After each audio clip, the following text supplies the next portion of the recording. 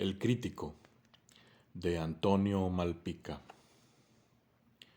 Eran las 4 de la tarde cuando Solana entró a su oficina y descubrió el paquete. Antes de acercarse siquiera, ya sabía de lo que se trataba. Pero no se sintió con ánimos de preguntar quién carajos lo recibió o quién carajos dejó entrar a algún fulano desconocido a que lo depositara sobre su escritorio. Se quitó la gabardina y se sentó frente a él. Sabía de lo que se trataba, pero no lo que era con exactitud. Sabía que tendría que ver con los otros 3 crímenes, pero no en qué forma. Intentó anticiparse al contenido, lo levantó con cautela, aunque no pudo evitar que sonara el interior. Un clink clink metálico que delataba monedas. Tornillos, tal vez. Prefirió no aguardar más. Extrajo su navaja del cajón y rasgó el cartón que forraba la caja. Levantó la tapa, acaso deseando que estallara de una buena vez una bomba, y con eso dar por terminado el caso. Después de 3 muertos y ni una sola pista, se permitía a sí mismo ese tipo de bromas secretas. En cambio, varias llaves pequeñas, todas numeradas, se revelaron ante sus ojos.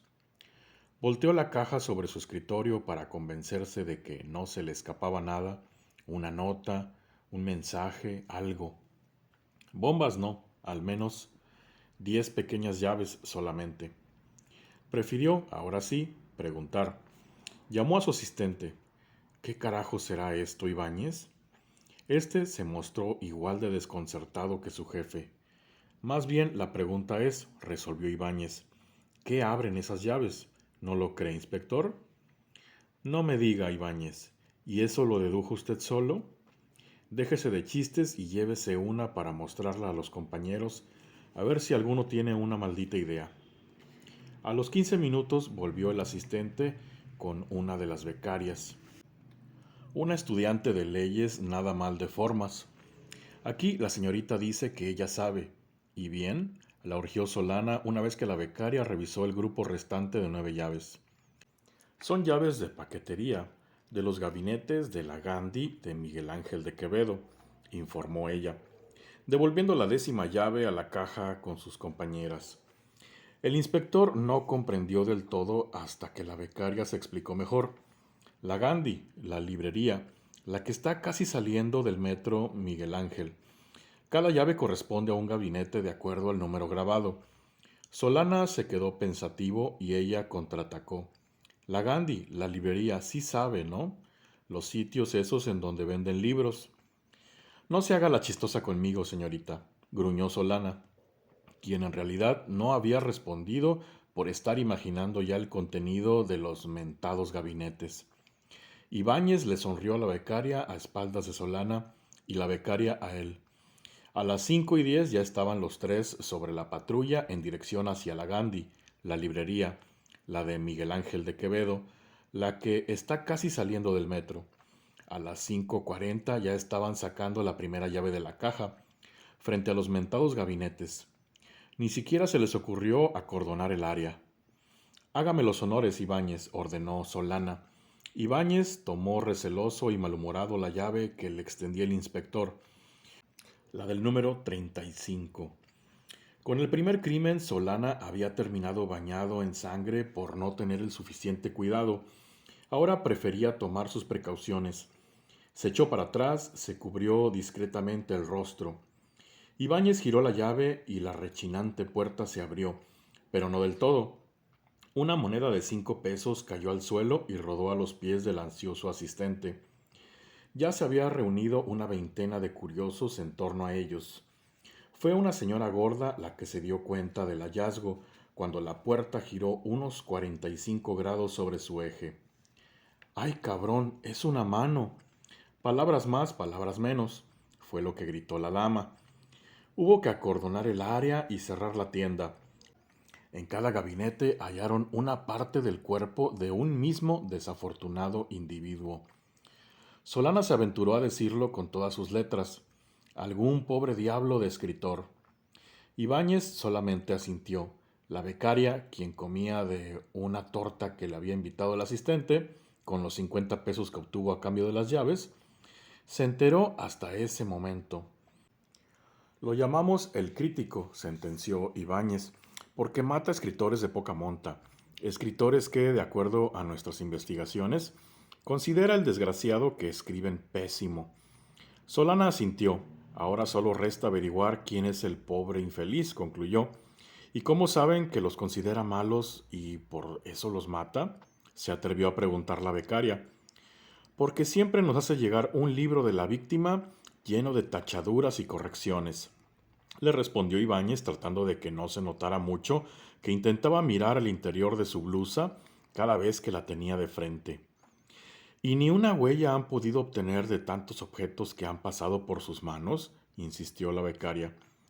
Un montón de huellas, admitió Ibáñez, pero ni nosotros somos el FBI, ni nuestros sistemas están desarrollados por Bill Gates. Ya van 2 abuelas y un senador que arrestamos en falso. Mejor preferimos ignorar las huellas. El sistema de reconocimiento ha de tener un bug. ¿Un bug? Preguntó la becaria, e Ibáñez, que estaba aprendiendo computación por las noches, quiso lucirse con la explicación, pero Solana no se lo permitió. Le entregó un papel con una secuencia de números y letras mientras daba su consentimiento a otros oficiales para que el escritor, amontonado en una bolsa grande, amarilla y con letras púrpuras, siguiera su camino hacia la morgue. ¿Qué es esto?, preguntó Ibáñez con el papel en la mano. No tengo ni idea, admitió el inspector. Estaba en el mismo locker que la cabeza.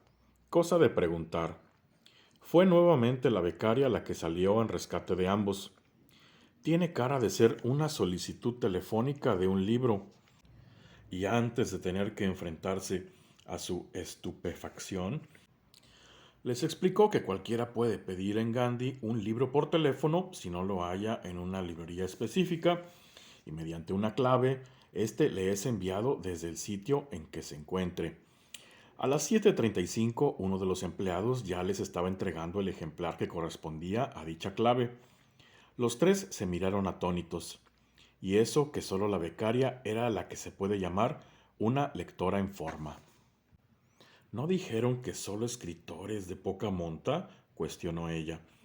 Pues así había sido hasta ahora, confesó Solana ante el libro que ahora hojeaba para enfrentarse a los cientos de enmendaduras del crítico, replicadas página tras página como una roja plaga virulenta. No puede ser, insistió la becaria, pues había oído que el autor hasta había sido considerado para un príncipe de Asturias y un Phil, antes Juan Rulfo. Ya ni hablar de las decenas de millares de volúmenes que vendía su obra año con año. Solana la acompañó hasta la patrulla, que afortunadamente aún no partía con los restos del laureado escritor. Ibáñez sostuvo la cabeza, tomándola de los cabellos. Puta madre, sí es él. Palabras más, palabras menos, fue lo que exclamó la becaria en su segundo examen de la víctima. Ibáñez devolvió la testa a la bolsa, cuidándose de que la becaria no notara que él le miraba el trasero cada vez que la tenía de espalda. Puta madre, ¿y ahora?, se animó a decir el asistente. De vuelta en la librería, en una evidente muestra de apoyo a la becaria, quien le sonrió y él a ella. Solana se rascaba el mentón al sostener el libro entre sus manos. El crítico no había llegado a las 8 columnas de los periódicos porque los autores anteriores habían sido, en verdad, pobres diablos con tirajes oscuros de 500 ejemplares en editoriales Patito. Pero ahora, no podremos evitar que esto haga eco hasta en Los Pinos, sentenció el inspector. Tal vez lo esté haciendo adrede, observó Ibáñez. Como hasta ahora nadie ha hecho caso de sus críticas, hizo el ademán del entrecomillado, decidió ir en pos de un buen escritor para conseguir que los reflectores echen luz sobre su obra. La becaria consintió y Ibáñez se aplaudió a sí mismo por su brillante ocurrencia mientras, a solas en el baño de la librería, arreglaba su peinado y practicaba diversas poses frente al espejo. No es un crítico, es un payaso, conminó ella. E Ibáñez, ya de regreso del sanitario, estuvo totalmente de acuerdo. No obstante, Solana, que no se podía llamar a sí mismo un lector en forma, pero sí un viejo sabueso urbano, decidió no dar esto por sentado. Llamó al gerente de la librería y le pidió un nombre, uno solo. Este se tardó un poco en elegir. Finalmente tenía un gran catálogo de favoritos en la cabeza, pero cuando se decidió lo hizo con toda convicción. Conseguir el teléfono en la editorial fue bastante más difícil, y que lo comunicaran también. Eran las 2 de la mañana cuando por fin logró Solana hablar con el autor que el gerente había sugerido. Ibáñez y la becaria conversaban respecto a sus últimas decepciones amorosas recargados en una pila de libros de poesía extranjera. Me dijeron que era una emergencia policíaca. Solo por eso respondí, dijo con voz rasposa el gran escritor, uno cuyo nombre hasta había sido mencionado un par de veces a la hora de los posibles premios Nobel de literatura. Dígame la verdad, lo urgió Solana. ¿Qué tan bueno es este libro? Y mencionó el título que el crítico había llenado de enmiendas. Es una joya de las letras nacionales, declaró el gran escritor, una de las mejores novelas de todos los tiempos. Todo el mundo lo sabe. Como lo pensé, el maldito asesino es un payaso, se dijo a sí mismo el inspector. Y ya iba a colgar cuando el gran escritor se mostró interesado. ¿Por qué me lo pregunta? Si me ha despertado a esta hora, bufó el autor. Creo que merezco saberlo. Así que Solana explicó con detalle el asunto. A esto siguió una pausa y luego una sola frase del otro lado de la línea. Voy para allá. Eran las 3 de la mañana cuando, en un taxi, arribó a la librería de Miguel Ángel de Quevedo, el insigne letrado. Ya no había curiosos en la calle, y éste no tuvo que sufrir el incordio de los autógrafos. El gerente en esos momentos dormitaba en su oficina. En cuanto entró a la librería, sentenciando a voz en cuello, quiero verlo, quiero ver el libro. Solana lo llevó aparte y le entregó el ejemplar. El gran autor se sentó a unos metros de la becaria e Ibáñez, quienes ya compartían un café de maquinita y se rozaban furtivamente con la mano. Ella hubiera podido identificar al recién llegado y tal vez hasta pedirle alguna dedicatoria, pero en ese momento estaba muy ocupada sonriéndole a Ibáñez y él a ella. A los pocos minutos tronó la voz del desvelado escritor. Me lleva el carajo, tiene razón. Solana, quien buscaba evidencias entre las páginas de Mafalda, cerró de golpe el libro y corrió hacia él. ¿Tiene razón? ¿Quién tiene razón? El desgraciado este, rugió el gran escritor. La mayoría de sus observaciones son ciertas. Digo, hay que ser un purista, es cierto, pero tiene razón. En casi todo tiene razón. Yo mismo pensé muchas veces que estaba sobreadjetivado y que abusaba de los adverbios, que el capítulo 4 sobraba y que... Solana lo contempló como se mira a un niño que todo el tiempo ha creído que existe Santa Claus y de pronto descubre a sus padres acomodando regalos bajo el árbol de Navidad. Pero no puede ser, se atrevió a decir el inspector, pese a no ser un lector en forma. No puede ser que un miserable que se atreve a cortar en pedazos a un hombre e introducirlo Dios sabe cómo en 10 gavetas de paquetería tenga tal conocimiento de las letras. No puede ser. Pero el gran autor estaba devastado. Miró a la distancia a Ibáñez y a la becaria, quienes ya se besaban y metían mano detrás de las cuantiosas existencias de Ciruela, y a la vez no los miró. Estaba devastado. Tomó su celular y marcó un número, luego otro y otro. Eran las 3:30 de la mañana cuando se realizó el cónclave de autores, todos de gran estatura literaria, algunos de ellos hasta con retrato en las paredes de esa misma librería. Eran las 3:40 cuando el gerente despertó. Salió de su oficina y creyó estar en un sueño. 5 minutos después su sueño ya se había transformado en pesadilla, pues ninguno de sus admirados autores quiso firmarle un libro. Me carga la chingada, dijo uno que había sido jurado en el Juan Rulfo. Hoy Phil. Si hiciéramos caso a todas las observaciones de este cabrón, la novela sería una verdadera obra maestra. Una verdadera obra maestra. Solana los observaba intentando comprender lo que ahí se gestaba. Su mirada fue desviada hacia varios libros de Italo Calvino que se vinieron abajo ante ciertas sacudidas que no parecían propias de una librería, pero prefirió no hacer caso. Pensó que últimamente Ibáñez pasaba demasiado tiempo con él y hasta se sintió aliviado al ver que el muchacho tenía sangre en las venas y no atole como pensaba. No obstante, cuando se dio cuenta de que los ánimos comenzaron a exaltarse entre los escritores, decidió aproximarse. Fue en el momento en que uno, varias veces premio nacional en diversos rubros, le recriminó a otro con múltiples doctorados honoris causa a voz en cuello. Siempre dijiste que era un gran libro, cabrón, hasta publicaste 2 ensayos elogiándolo. Así que ahora ten cojones de... garraspeó Solana para interrumpir. Señores, comprendo que todo esto los haya afectado sobremanera, pero yo necesito avanzar, ya que por lo visto el crítico tiene la autoridad para corregirle la plana hasta el más pintado. Me gustaría preguntar a ustedes si se les ocurre un nombre que podría encajar con el patrón del asesino.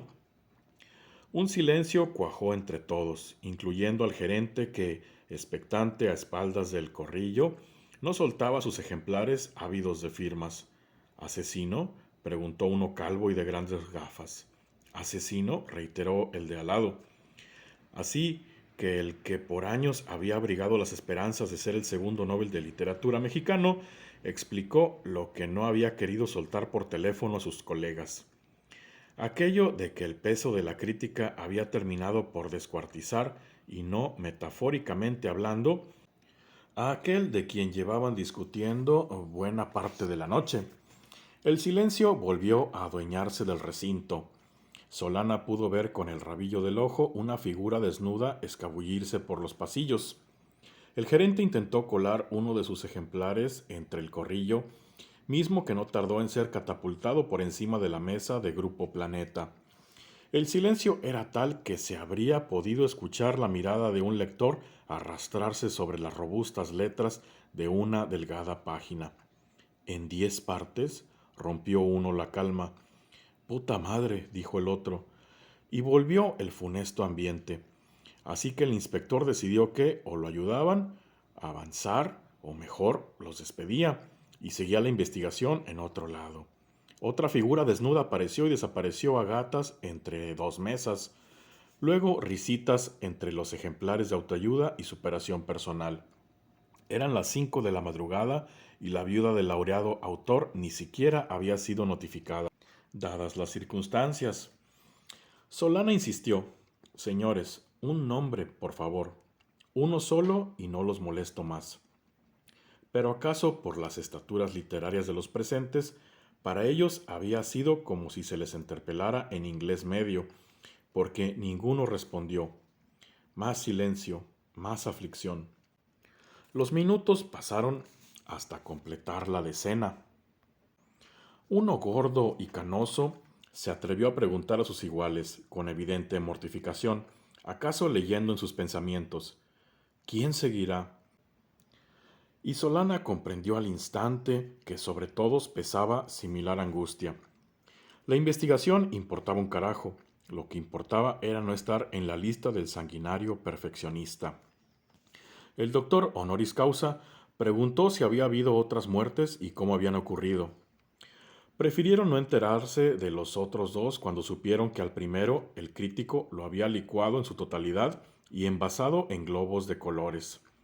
Solana decidió callar el detalle de que 2 de esos globos se le habían reventado encima cuando quiso averiguar su contenido sin la ayuda de los peritos.